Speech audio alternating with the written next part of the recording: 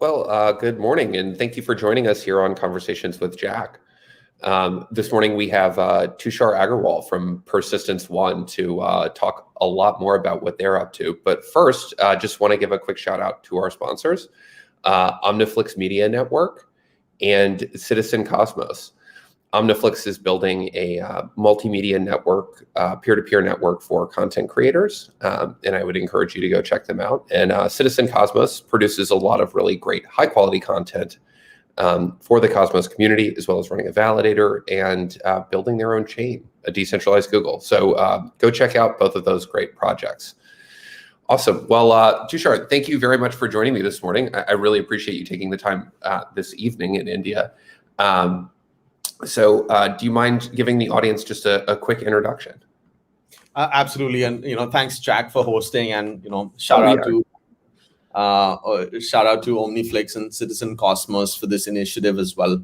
Happy to dig into my background. So, quick introduction. Currently, I'm the co-founder and CEO of Persistence.One. We'll dig into what Persistence.One is doing as well. But a quick personal background. So prior to starting Persistence, I was the first employee at the crypto arm of a traditional venture capital fund. The traditional venture capital fund is called Golden Gate Ventures. It's a Singapore-based VC firm that kind of built out the Southeast Asian startup ecosystem and was the first properly structured VC funds in that region. In 2016, they made an equity investment in a payments company called Omise, which ended up doing the token Omise Go, which the fund could not take part in because the fund mandate didn't allow them to invest in tokens at this stage, which was obviously a bit of a bummer. But that was also the genesis of Lunex Ventures, which was a fund that had a broader mandate in terms of a global focus, which is more aligned with the crypto world, and also had a mandate to do both equity investments as well as tokens. So it's the first employee, was involved in everything from structuring the fund, incorporating, working with multiple service providers, all the fun stuff. So working with lawyers, tax advisors, fund administrators, auditors, cybersecurity consultants, the local regulator, Monetary Authority of Singapore, and structured that fund, onboarded institutional LPs. So we had a publicly listed company in Japan, the VC arm of a sovereign wealth fund, multiple family offices in Southeast Asia and Europe, and essentially launched the first dedicated and regulated crypto VC fund in this part of the world. And then did 7 equity investments, managed a liquid portfolio of about 8 to 12 tokens at any given time. And that was a great experience. I was simultaneously running a podcast myself called Decrypt Asia, and writing extensively. I've seen a few of those episodes. You're a great host. I had some very embarrassing moments as well, but episodes you did listen to. But it was a great experience from just building a brand and networking perspective, and allowed me to get access to some of the smartest and most interesting individuals in the space. But essentially, from my perspective, I'd spent close to a decade in Singapore. And my thought process was that if you look at the traditional startup space as well, India has the 3rd largest number of unicorns after the US and China. But the thing is, India has about 30 unicorns today, and but 80% of these unicorns were born after the year 2010, which is almost 10 to 15 years after startups of similar sizes came about in the US and China. So India, has that energy, has that drive, has talent, but operates with a bit of a lag. So, that was my thought process, that, instead of spending time in Singapore, why not, build, I wanted to build something. So why not build something from India and kind of bet on the Indian ecosystem. So late 2019, kind of started building Persistence middle of 2019, but late 2019 is, when I actually moved to India. And I'd been, visiting, multiple events in India and multiple hackathons, met a lot of people, a lot of whom are now part of the Persistence team, and, essentially, started building Persistence. So we've been active for about 18 to 20 months or so, and have a team of 24 people, and are building multiple products, which I'm sure we'll dive into. Yeah, definitely. One thing that I do want to just come back to about what you said is talking about the energy in the Indian entrepreneurial ecosystem, and especially around blockchain. It's funny, since working in blockchain, I've worked for one Pakistani and two Indian entrepreneurs, and worked with a number of other really, really talented folks from India. And it's one of those areas that I think gets overlooked a lot. Especially because of a lot of the regulatory action over in India is sort of made it difficult to talk about those things. But all the while, no matter what, I've always seen incredibly talented teams and individuals working from India on some of the best blockchain protocols. So that's an interesting thing about what you just said. By the way, I haven't checked in on the Indian regulatory situation recently. Is it any better for companies building blockchains? Not at all, man. In fact, it's getting worse. Yeah,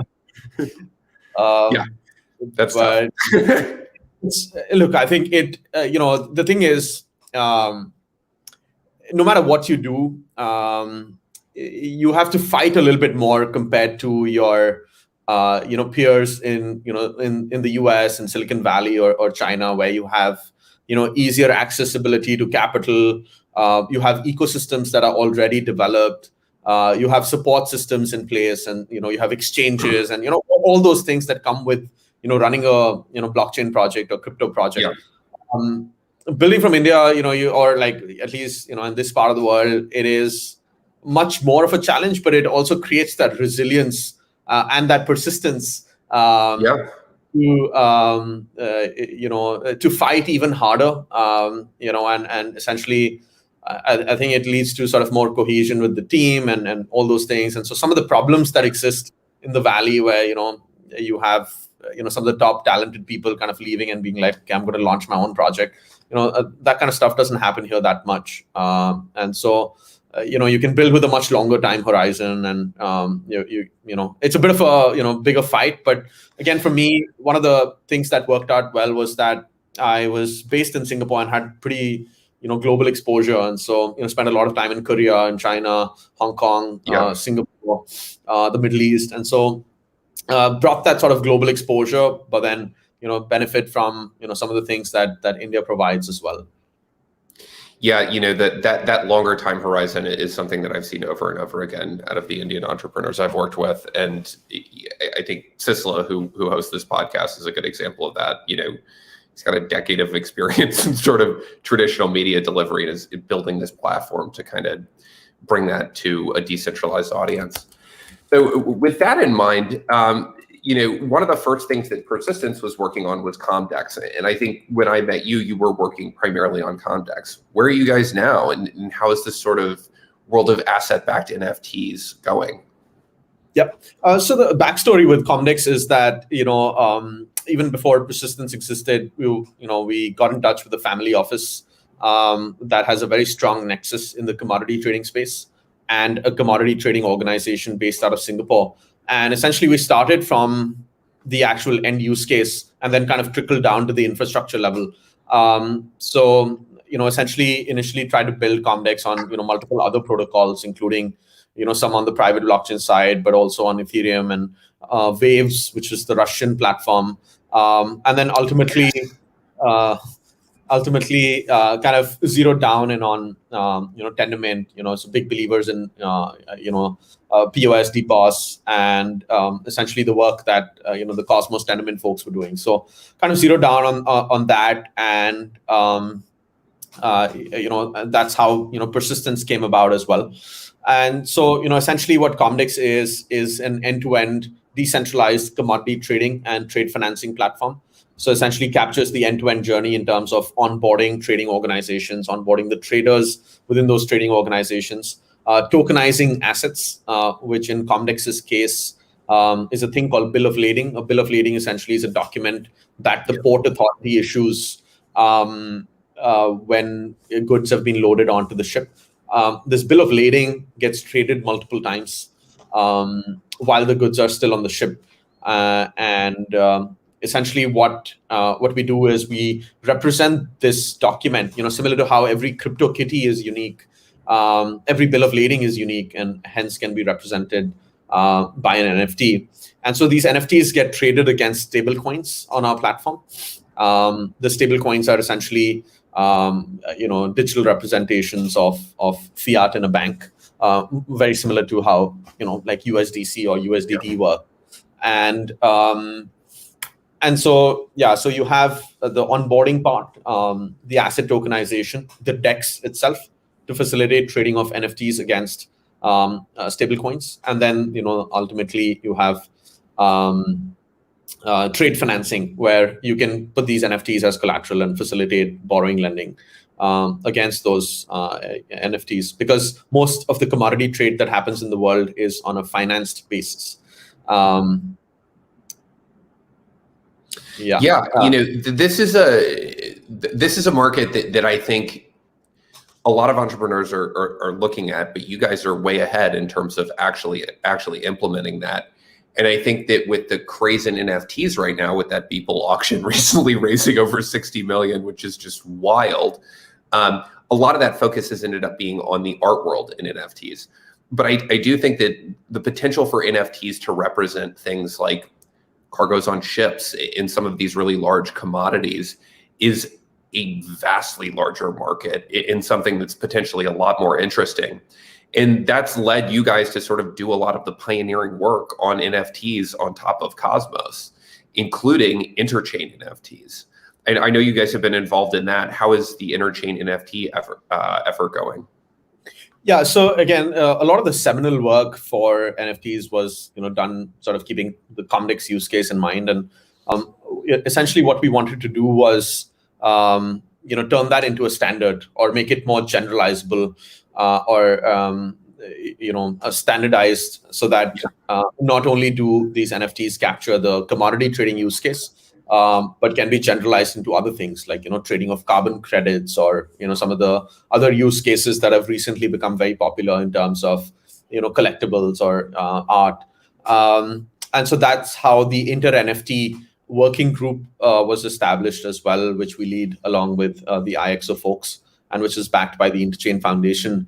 And so the goal of the InterNFT working group is to define interoperable standards as far as NFTs are concerned. So today, most of the NFTs that are minted within the Ethereum ecosystem and follow the ERC 721 or the 1155 standard. But of course, we're all aware of some of the limitations of that in terms of how expensive it could be to mint NFTs. And I think there's been a lot of public backlash from some of the activists in terms of how energy consumptive it is, and how detrimental it is to the environment when you mint NFTs on Ethereum, especially that currently Ethereum still runs on POW. And so in that context, I think Cosmos is very well kind of placed from the transaction fees itself, or in terms of not being that the energy that it takes to run the network is orders of magnitude lower and doesn't scale linearly with the amount of users on the network or the security required. And this is one of the things when I was leaving the Bitcoin world back in 2018 and looking into the proof of stake world, that was really cool to me about Cosmos and proof of stake more generally, was this environmental angle. And actually, if you go back and look, a lot of the early marketing for Cosmos plays this up really heavily. And Bitcoin mining was not as large of an industry back then, and not as big of a problem if you look at it that way. That was still a core piece of what we were trying to do with Cosmos, was make it more environmentally sensitive. Now, I do want to get back to this sort of Interchain NFT thing, because you can very easily imagine assets being minted via these bills of lading on Comdex, and then moving via IBC to collateralized debt instruments over on Cosmos, or being used in swaps on the hub. And these are the types of use cases that I'm really, really excited about, and I think have the potential to really unlock a ton of value within the ecosystem. Because those commodities use cases, when you start talking about the size of those markets, they're in the billions and tens and hundreds of billions of dollars sometimes. And even a small percentage of that market moving onto an asset marketplace like Comdex brings a massive amount of value. Yeah, absolutely. And in fact, it's in the trillions of dollars. So the global trade market is a $17 trillion market. And essentially, except for the very large commodity trading players like the Glencores or the Trafiguras of the world, the small to medium-sized commodity trading market is extremely fragmented and has multiple stakeholders involved, including the traders, the trade financiers, the insurance agents, the regulators, the bankers, lawyers. And so essentially, coordination across these different stakeholders can be, extremely complex. But just to go back to that InterNFT, point as well. So, outside of it being, super friendly to the environment, you could also have the goal with, InterNFT is that you could actually mint NFTs within the Cosmos ecosystem, but it could essentially go over to the Ethereum ecosystem as well. And so, Absolutely. And so, you don't kind of restrict yourself. And so, in fact, even, I know Cosmos and Polkadot have a bit of a competition going on, but essentially what we're trying to do is create standards that are generalizable across, the entire blockchain ecosystem. And so these NFTs can essentially go and flow into, any chain. And that's the longer term vision. Just one thing about that Cosmos Polkadot thing. I think that the Cosmos ecosystem has worked really hard to build these sort of interoperable standards. And, IBC is one of those. You will be able to use IBC to move assets back and forth between Polkadot. There's already a strong effort underway and a lot of code written in that area. But in other areas, such as NFTs and decentralized identifiers and wallet standards, cross-chain wallet standards, the Cosmos ecosystem has sort of taken on this role of trying to build these interoperable standards and implement them throughout its ecosystem, and also encourage other projects throughout the crypto universe to do that. And that's, I think, one of the really cool strengths of Cosmos and what we as a community kind of work on. And Tushar, what you're working on at Persistence, is very much in these different standards bodies in working to push forward these really powerful interchain standards. And that is the hard blocking and tackling of building out the interchain. No, absolutely, man. Absolutely. And so one of the things that kind of popped out from the work that we did on the InterNFT side is this application called Asset Mantle, which is, essentially, right now it's more of an art marketplace. So we're working very closely with an art gallery owner in Germany who owns 25 galleries around the world, and essentially looking to work with them to sort of create a marketplace for them. But the longer term vision with Asset Mantle is to sort of create the Shopify of NFTs, where essentially you have a marketplace of marketplaces. And essentially, one could create, even if someone is non-technical, they can create, spin up a marketplace, as long as they have those images, in a very, very quick manner. So again, high level. It's kind of a combination of Rarible and OpenSea. Yeah, you can say that. Yeah. But again, you can have you could have say something like, if a lot of people like collecting coins, for example, and so you could have digital coin or currencies, and so essentially you can let your imagination run wild and have sort of multiple verticals or multiple marketplaces on this platform. I think that just this conversation moving seamlessly from massive commodities down to individual creators just shows the power of this NFT standard, and sort of how this is going to onboard many, many more use cases onto blockchain than we've thought of in the past. And this NFT thing is definitely here to stay. So as a part of that work, building these proof of stake blockchains and participating really strongly in the Cosmos ecosystem, you guys also run validators, right? Correct. So the backstory there is that in the bear market, we were kind of struggling to pay salaries and struggling to struggling to fundraise as well. And this is around the time that COVID hit. It was things were pretty bad, and so we had like a few months of runway, but essentially there was a lot of uncertainty in the market, and this is right about the time when we met when I was in SF as well, and I think we were supposed to meet but couldn't meet. I think that was right at the beginning of the pandemic, and we were all like, "Ooh." Correct. But that was last March was rough. Exactly. Yeah, so it was exactly a year ago, and so as a byproduct of that, we had to find innovative ways to make sure that we have sufficient cash flows, and that's how Audit.One started, which is a POS miner or a validator. What we do with Audit.One, so Audit.One right now is live on about 10 networks, 5 within the Cosmos ecosystem and 5 outside, have about 200 million assets under delegation across these 10 networks. And we're the largest validator in Southeast Asia and South Asia combined. And so currently... What are your non-Cosmos networks? Yeah.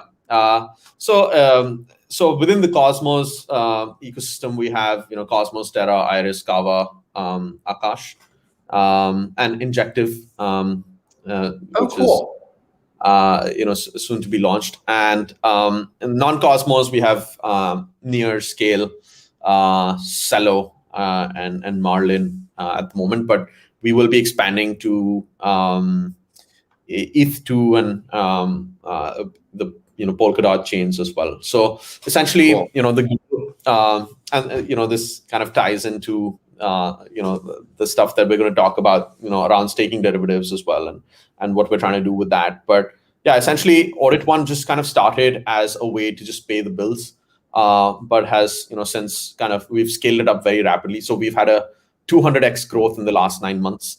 So we started with the first million delegation in May last year. What we've also started doing is, and this is a theme that you will see across the applications. So on Comdex as well, we run the backend infrastructure, but the BD and the business is actually run by commodity traders themselves.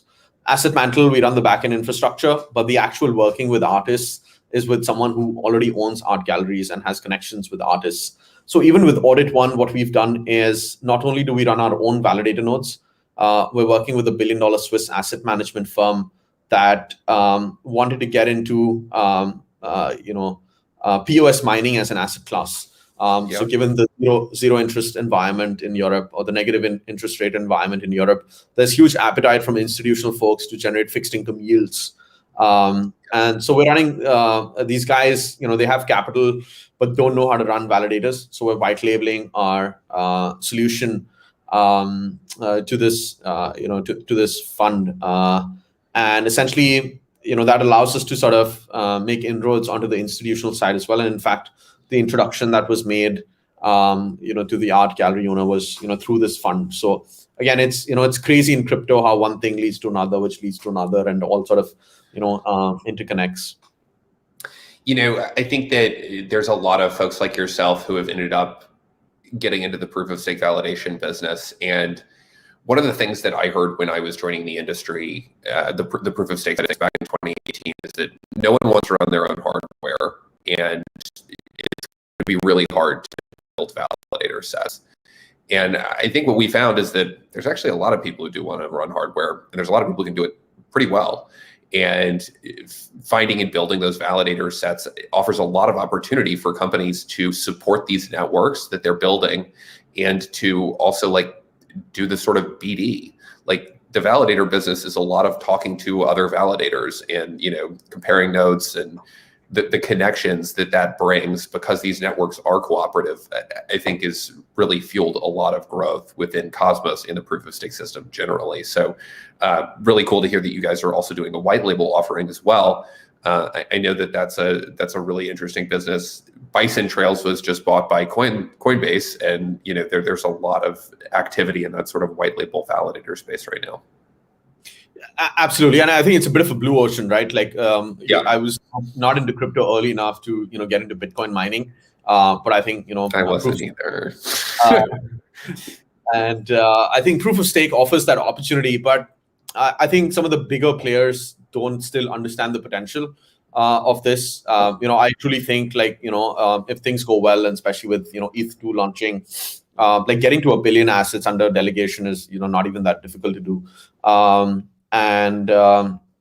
Yeah, I mean, and so and the reason, again, one of the backstories is the reason we call it Audit.One is because we believe the validators will be the auditors of tomorrow. Because validators have access to real-time financial data, you can ascertain and verify essentially financial transactions in real time. And unlike auditors in the real world who don't have any financial skin in the game, validators actually have economic skin in the game as well. And so you align incentives really well, which is why we went with the name Audit as well. Yeah, I like that. And, as a validator operator, you end up running a lot of infrastructure, and those sort of value add services like audit or tax or, be what they may, are relatively easy to spin up once you have that infrastructure. And if you're using it to validate on the network, might as well add some more value on top of that. So one last thing that I know you guys are working on, and you mentioned briefly, was this sort of like liquid staking derivatives thing. This is a really hot topic within Cosmos. Adam 2021 mentioned staking derivatives as one of the things that we need to get on the hub. I think for the broader ecosystem as a whole, unlocking this capital to be more readily deployed in things like DEXs for liquidity provision, et cetera, is going to be really powerful. So talk to me a little bit more about the staking derivatives offering that you guys are going to be launching here soon. Yeah, so one is, I think a couple of things I want to talk about. One is just how big the POS market is, right? And secondly, why we're doing this. So first is people underestimate how big, I think there's so much attention on DeFi, but DeFi is, I think, what, $40-45 billion, locked up in smart contracts. Proof of stake is, I think, now with ETH moving to ETH2 is, I think, $450 billion plus. And, it's huge. And you have, I think, according to staking rewards, if I'm not wrong, it's, I think, about $110 billion that have already been locked onto validator nodes across different networks. Of course, the data is it includes POS plus DPoS, so it may not be 100% accurate, but I think ballpark, we're dealing with huge numbers. And so essentially, the Cosmos ecosystem alone, like if you pull up the Masari tracker, I think we're 60 billion. And at the beginning of the year, that was right around 10 to 25. So and the amount of growth that we're seeing in this ecosystem is exponential. And I think that the reason for that is the environmental reasons, the scaling reasons, the sort of social collaboration reasons that we've been talking about throughout this discussion are really driving huge growth there. Sorry for interrupting. It's something that's a talking point that there's so many people from the proof of work world and who think ETH is the thing that they're completely missing as investments this entire really rapidly growing class that is going to onboard the next billion users on the blockchain. Full stop. That's how we're going to do it. There's no other way. No, absolutely, and fully in alignment, man.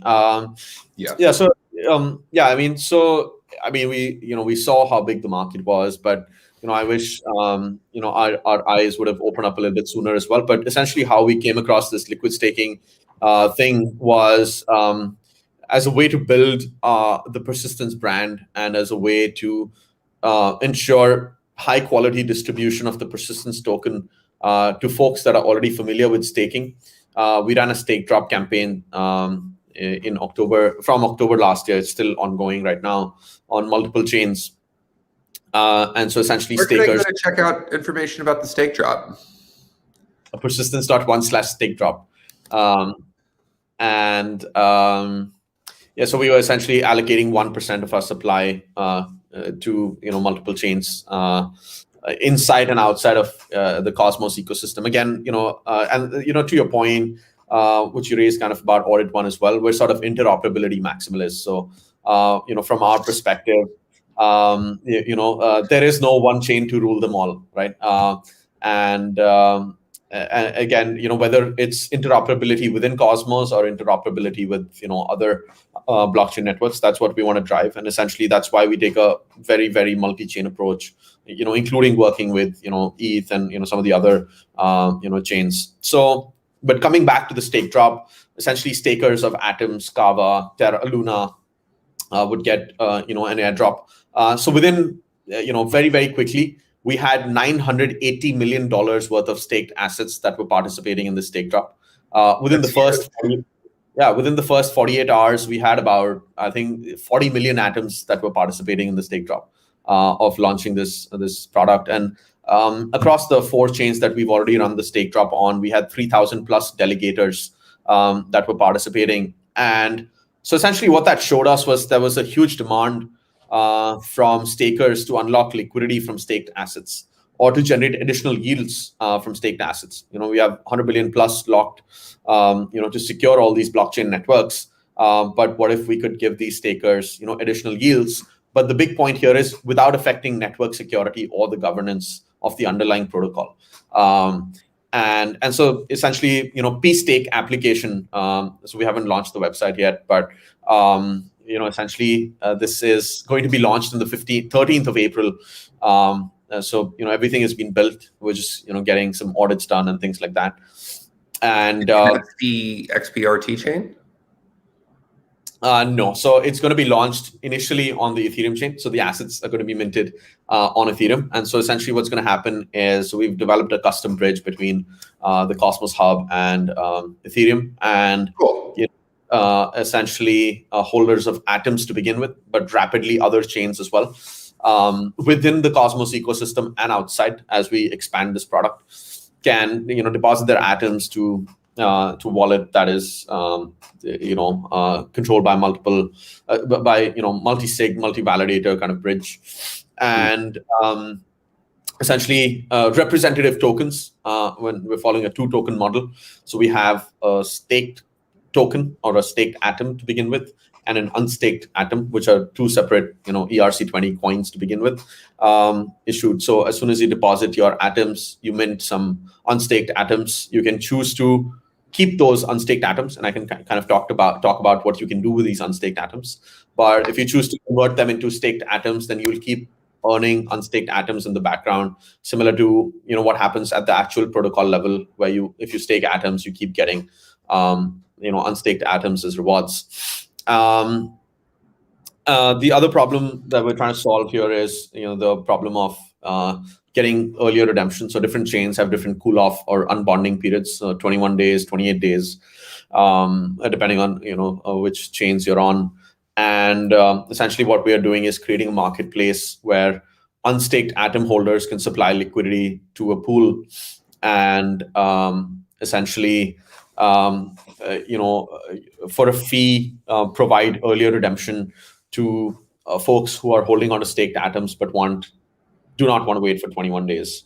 And then the final thing is what we're doing is creating place for governance on the platform. And so essentially people who are holding staked atoms can essentially do sort of a proxy voting on the Pstake platform, which will then be mirrored at the actual protocol level. Yeah, we're working on some of the kinks, especially around governance. That's a bit of a tricky one.